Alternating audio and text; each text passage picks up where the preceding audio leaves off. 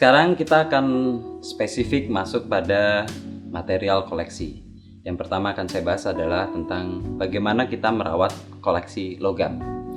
Nah, yang perlu diketahui pertama adalah apa sih jenis-jenis kerusakan yang terjadi pada koleksi logam. Oke, faktor penyebab kerusakan yang pertama dari koleksi logam itu adalah korosi atau karat. Nah, kenapa bisa terjadi karat?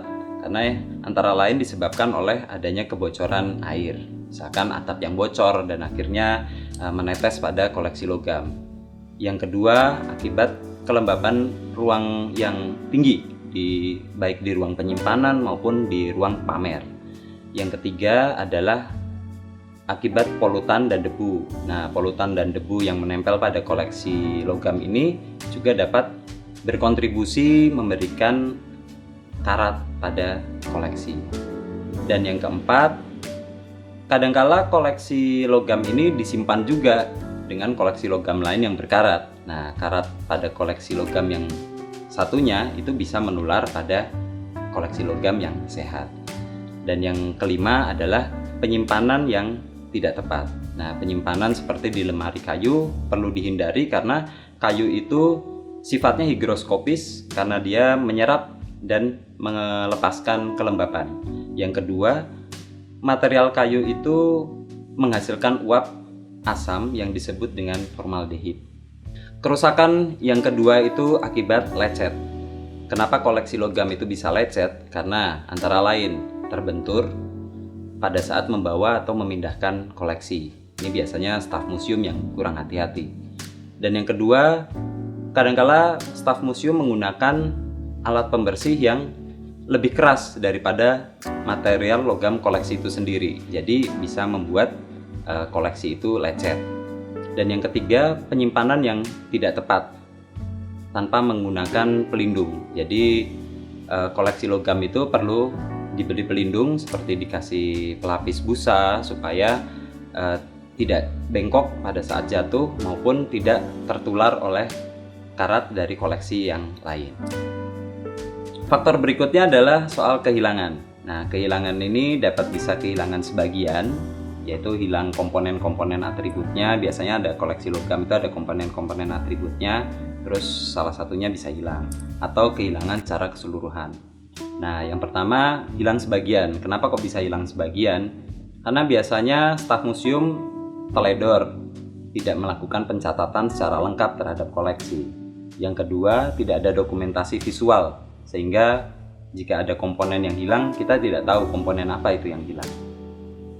Yang ketiga adalah akibat kecerobohan staf museum, seperti saat memindahkan atau melakukan penyimpanan koleksi logam, dia lupa untuk mencatat atau lupa untuk mengembalikan pada tempat yang semestinya. Nah, itu bisa terjadi hilang. Berikutnya adalah kehilangan keseluruhan. Nah, kehilangan keseluruhan ini berarti seluruh objek museum itu hilang dari museum.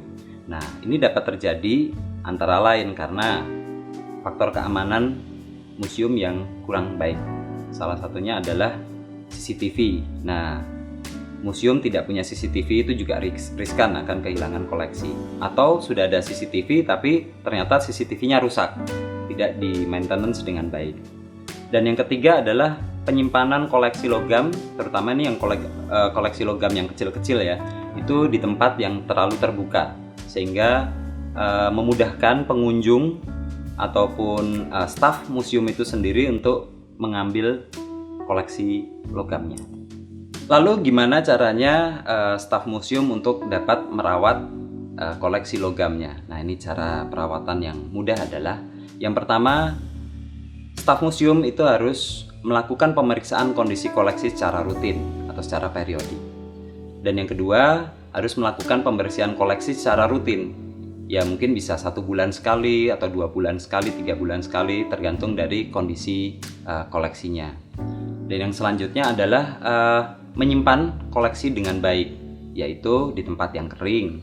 Terus koleksinya dibungkus dulu dengan bahan yang bebas asam untuk mencegah debu dan kotoran menempel pada objek koleksi logam, terutama ini pada saat penyimpanan di ruang storage.